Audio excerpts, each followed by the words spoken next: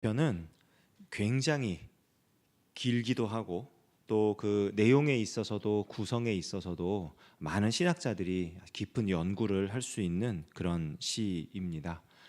우리말로 따지자면은 기역, 니은, 디귿, 리을 이런 식으로 그 히브리어도 알파벳이 있어요. 그거를 하나씩 하나씩 써서 매 연마다 8절씩, 그래서 총 22개의 알파벳을 가지고 각각 8절씩으로 구성된 연을 만들어서 176절에 해당하는 그런 긴 시를 썼고요.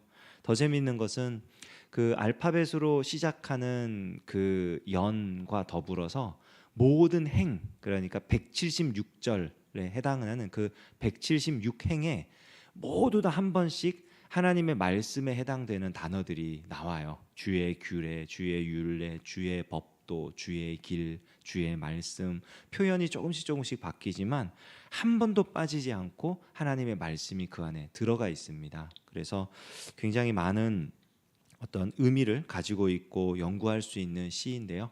저희가 새벽에 이 말씀을 나눌 때에는 그렇게 많은 내용들을 다 나눌 수 없기 때문에 이 안에 담겨 있는 내용들 중심으로 우리 삶에 적용할 수 있는 그런 부분들을 중심으로 함께 나누고 기도하는 시간을 가지길 원합니다. 먼저 이 오늘 읽었던 본문 가운데 33절에서 35절까지의 말씀을 이렇게 보면요, 그 말씀이 지금 우리에게 말해주는 바가 뭐냐면, 한마디로 얘기해서 하나님 말씀을 가르쳐 주십시오라고 하는 기도입니다. 근데 이 말씀을 가르쳐 주세요라고 하는 이 기도가 단순히 그냥 이 말씀이 무슨 의미인지 알게 해 주십시오라는 이런 기도가 아니고요. 하나님 말씀을 알게 해 주시고 이 말씀이 깨달아져서, 그러니까 지식으로 남아서 거기서 끝나는 것이 아니라 이 말씀이 마음으로 다가오고 나의 삶으로 나타나게 해 주십시오라고 하는 기도입니다. 그러니까 말씀을 깨달았다라고 하는 거는 그런 거거든요. 하나님 말씀대로 내가 살아가고 있다. 실제 있었던 일인지 없었던 일인지는 모르지만 이런 얘기가 있어요. 어떤 목사님께서 한 교회에 이제 부임을 하셨습니다. 담임 목사님으로 부임을 하셔서 설교를 이렇게 했는데 요한일서 말씀으로 너무 설교를 잘하신 거예요. 성도들이 은혜를 받았습니다. 아멘 하면서 너무 감동을 받았어요. 그 다음 주에 이렇게 또 하시는데 목사님이 또 이제 요한일서 말씀으로 설교를 하시더래요. 가만히 듣고 있는데 지난주하고 참 비슷하다 싶은데 설교를 너무 잘하셨어요. 그래서 아멘 하고 끝났습니다. 다음 주가 됐는데 또 요한일서 말씀으로 설교를 하시는 거예요. 성도들이 이렇게 듣고 있다가 예배를 다 마치고 이제 모여서 목사님께 물어봤답니다. 저 목사님 그 혹시 아실런지 모르겠는데 그 부임하시고 3주 연속으로 같은 본문에 같은 설교를 하셨습니다. 목사님이 그렇게 얘기를 하더래요. 아 그러냐고. 나는 그 사랑에 대해서 설교를 했는데 그 사랑하는 모습이 별로 안 보여서 내가 설교를 안 한 줄 알았다고. 그래서 그냥 똑같은 설교 계속 했다고 그런 얘기가 있어요. 실제로 있었던 일인지는 모르겠지만 하나님 말씀을 내가 깨달았다라고 한다면 그것은 그냥 내가 이 말씀에 대한 내용을 지식적으로 알았다 이것이 아니라 하나님께서 알려주신 이 말씀을 내가 살아내고 있다. 여기까지 가야 진짜로 그 말씀을 깨달은 것입니다. 그런데 그 말씀에 대한 깨달음, 그리고 깨달은 말씀대로 살아가는 그 주체가 내가 하는 것이지만 하나님께서 우리에게 해주셔야 되는 일이에요. 말씀을 알게 해주셔야 되고 그 말씀을 마음에 받아들이게 해주셔야 되고 그리고 그 말씀대로 살아가게 하셔야 합니다. 그래서 시인이 이렇게 쓰고 있는 거예요. 내게 가르치소서. 나로 하여금 깨닫게 하여 주소서. 나로 하여금 그 길로 행하게 하소서. 하나님이 그렇게 해주시라고 지금 간절히 구하는 것이죠. 그리고 이 말씀대로 살아가기를 원하는 이 기도에 이어서 36절과 37절을 보면 눈을 고정시켜 달라고 기도를 합니다. 내 마음을 주의 증거들에게 향하게 하시고 탐욕으로 향하지 말게 하소서. 내 눈을 돌이켜 허탄한 것을 보지 말게 하시고 주의 길에서 나를 살아나게 하소서.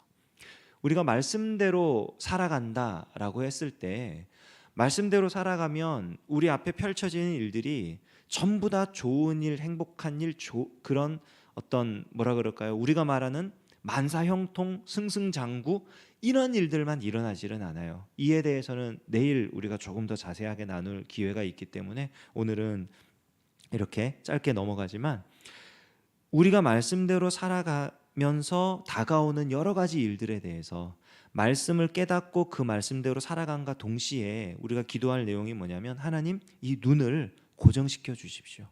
하나님의 말씀을 붙잡았고 하나님의 말씀대로 살아간다면 다른 곳에 시선을 빼앗기지 않고 오직 하나님만 보며 갈 수 있도록 해달라고 기도해야 한다는 것입니다.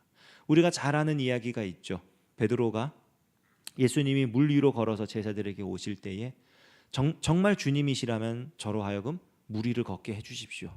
실제로 걸었습니다. 그러나 바람을 보고 풍랑을 보고 그랬을 때 그가 빠져버리지요.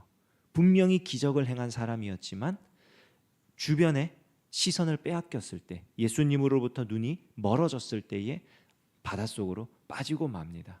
우리가 하나님 말씀대로 살아갈 때 우리 눈이 하나님의 말씀이 아닌 다른 것들에 시선을 빼앗기게 되면은 그런 일이, 똑같은 일이 일어나게 됩니다.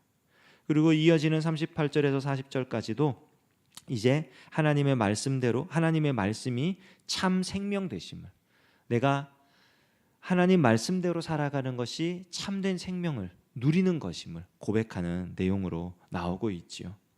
그리고 뒤에 해당하는 이 41절부터 48절까지의 내용도요, 앞의 말씀과 계속해서 연결이 됩니다. 이 말씀을 깨닫고 말씀대로 살아가고 말씀에 집중하고 하나님 말씀으로부터 오는 생명을 누리는 이러한 삶을 살아가는 이 사람이 41절과 42절 말씀을 보면은, 그래서 그 말씀대로 살아갈 때에 하나님이 주시는 그 구원, 하나님의 인자하심, 이것을 경험하게 해달라는 기도를 합니다. 그러니까 우리가 말씀대로 살아갈 때 하나님이 반드시 역사하십니다. 그 하나님의 역사를 경험하면요, 말씀대로 살지 말라 그래도 말씀대로 살 수밖에 없어요. 왜냐하면 하나님의 역사를 생생하게 경험을 하니까. 다른 사람들은 몰라도 나는 그 놀라운 은혜를 경험적으로 아는 거예요.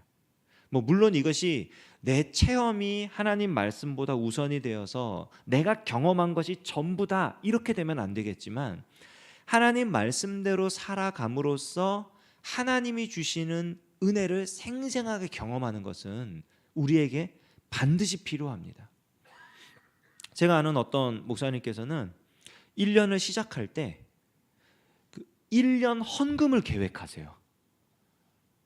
정말 많이 배웠어요, 그분한테. 1년 헌금을 어떻게 계획하냐면, 내가 올해는 매달 11조를 얼마를 내고 감사헌금을 얼마를 내고 절기헌금을 얼마를 내고, 이거를 계획을 막 해요.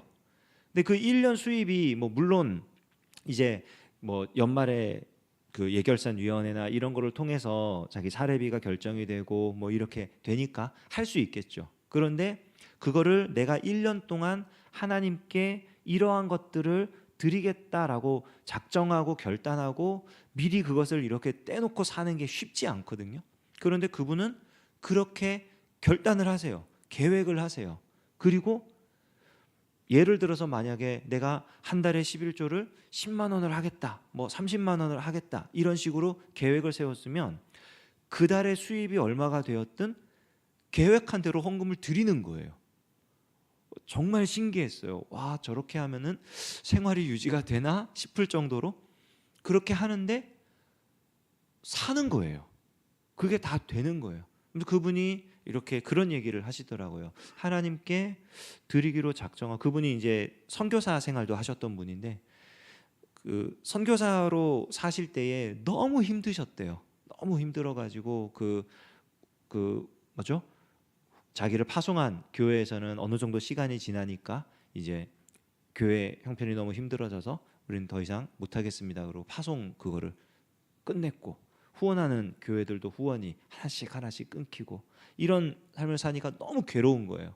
그런데 그 현장에서 이분이 우리가 한 달을 생활을 하려면 선교지에서 어느 정도의 생활비가 필요하고 이 정도 생활비라면은 11조는 어느 정도를 드려야 하니까 하나님께 11조를 드려야겠다. 그때부터 생긴 그런 삶의 모습이라 그러더라고요. 그러면서 후원이 들어오지 않아도 일단 11조 드리고 헌금 드리고 그러고 생활을 했더니 하나님이 그때그때 채워주시는 거를 그 선교지에서 경험을 한 거예요. 그러니까 선교사 생활을 마치고 국내에 들어와서 목회를 하실 때에도 그렇게 사시는 거예요. 내가 하나님 앞에 이렇게 할 때 하나님이 내게 이런 역사를 하시더라. 하나님의 말씀대로 살아가는 것을 이런 영역에서 내가 경험을 하니까 하나님의 말씀대로 사는 게 재밌는 거예요. 그래서 환경이 바뀌어도 내가 하나님 말씀대로 살아가는 이 삶의 원칙을 바꾸지 않는 거죠. 우리 각자에게 주어진 삶의 환경이 다르고 영역이 다르고 모양들이 다를 겁니다.